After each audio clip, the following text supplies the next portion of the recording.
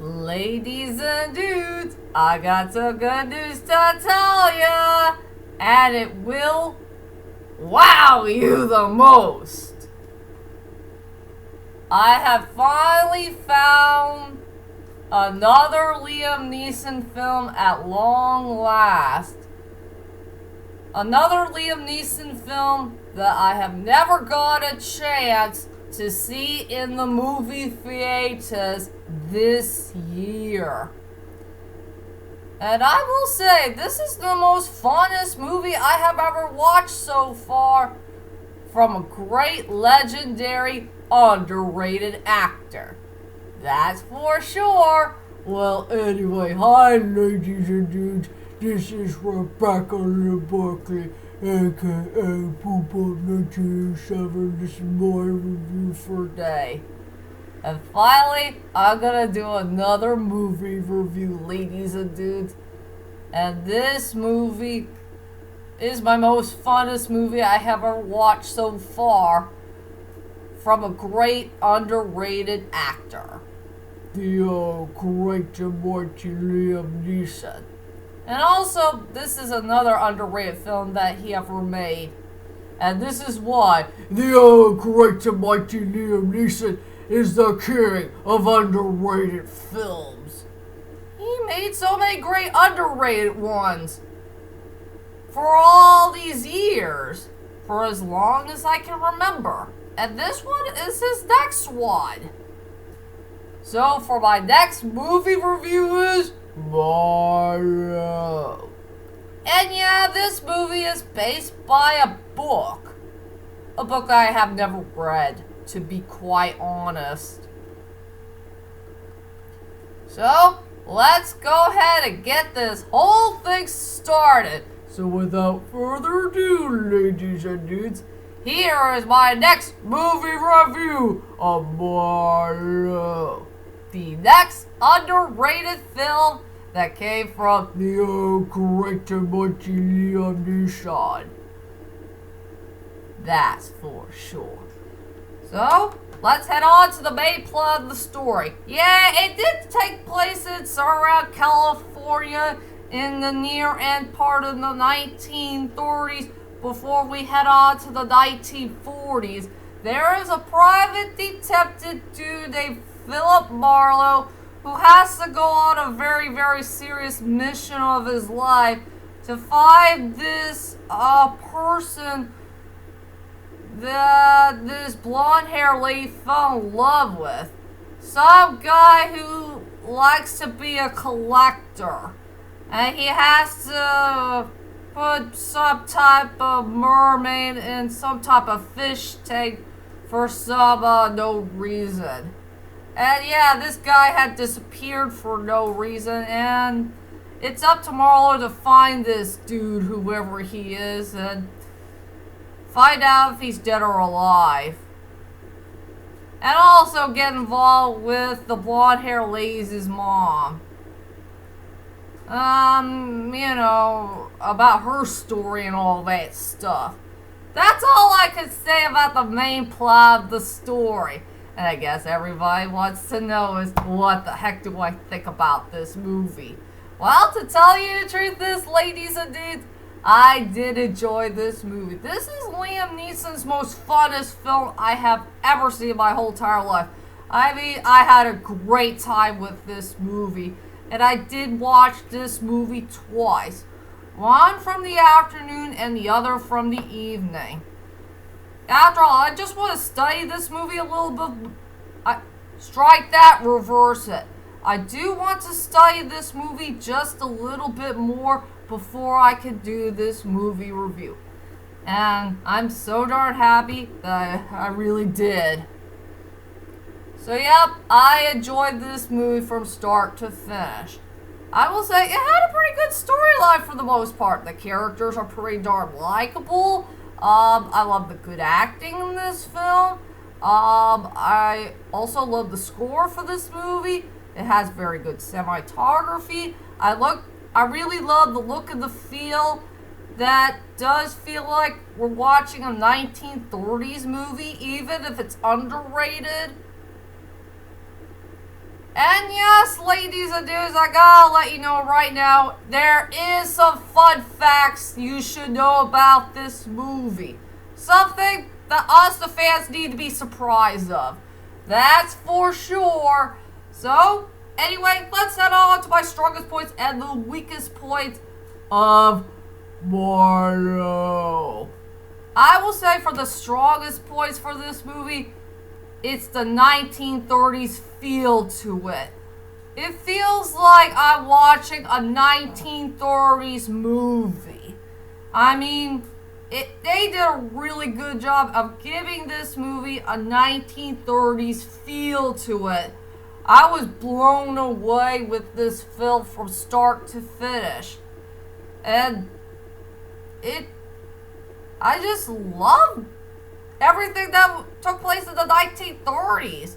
The look, the feel, the whole entire city, the costume designs, some of the areas that took place in the film. I was just blown away. I mean, it was very darn mind-blowing. Well, except for there's one part of the movie that I don't like that I felt uncomfortable with. Something I'm not that happy about that they added in the film, but I'm afraid it's a foreshadowing moment. I don't want to tell you what it is because I gotta keep it teenager friendly, I guess. Well, if you guys get the picture. Yeah, I will say for the strongest points for this film is the 1930s feel to it. If I have another good strongest point in the movie is there's so many characters here and there that are pretty darn likable in this movie. But there's two characters I really do care about who are truly the most likable parts that I love in this movie. The first one is that the blonde-haired lady's mom, played by this actress I really don't know of. I really like this character a lot. She is a very, very fun character to watch. And whoever this actress is, she did a really good job with this character. I mean, she had a really good voice. I really like her voice. She does feel like she belongs in the 1930s. She looks like a 1930s type of star. And she has a really cool voice. I like her voice. She's just a very stylish person. That's for sure. And the other character I really like in the film is this driver dude, played by this actor I really don't know of. Now, this guy is a whole lot of fun to watch. And he has some very good dialogues here and there. And there's a little bit of fleshing out and developing for this character when he got along with Marlowe. So around the close to the near end point of the movie. I really like this guy a lot. He's very, very fun to watch. That's for sure. So I will say for the strongest points for this movie is there's two characters I like that are very darn likable, and also the main style of the 1930s. That's for sure. And yeah, I do have my weakest point in the movie. I'm sick and tired of so many cigarette scenes here and there, and yes, I know, ladies and dudes, there is such thing as people smoking cigarettes or light cigars wherever. It did happen in the 1930s, but I think it's too much for me. I'm sick and tired of all these cigarette parts that's going on in the film. Bleh. And still I'm not comfortable to see the old great to mighty Liam Neeson smoking cigarettes. It's still not my cup of tea type of thing for a movie. I just wish they could just CGI the thing. If you could do a CGI part of that movie with people smoking, I would be comfortable with it so we could be concerned about all the actors and the actresses' health. If you know me too well, I want to keep everybody safe. So yeah, my weakest points for this movie, there's too many cigarettes or cigars involved in this movie. Something I feel uncomfortable with. And now let's go on to some interesting fun facts you should know about this movie. If you remember the old gray by Liam Neeson and that Diane lady, they did work together in a previous film that they did work together on for like 10 or something years ago. And that is in the unknown. Here's a picture of them to prove it. See? Yep, they were in the unknown together. Yeah, the part with my favorite scene of the whole entire movie is the car chase scene. Yep, that's them. And also, Liam Neeson, we're going to reunite with the director again who did Michael Collins. And another thing is, ladies and dudes, did you know that Marlowe and Michael Collins have one thing in common? They are working with a dude named Joe who was played by the very same actor. Yeah, there is an actor who is playing Joe in 2 different films. And speaking of the actor who played Joe, he also reunited with a Michael Collins star in another previous film that's not really Liam Neeson-wise. And do you know which one that is? He also reunited with Alan Scary Rickman in the first Harry Potter movie of the Sorcerer's Stone. And he played this dude named Professor Quirrell.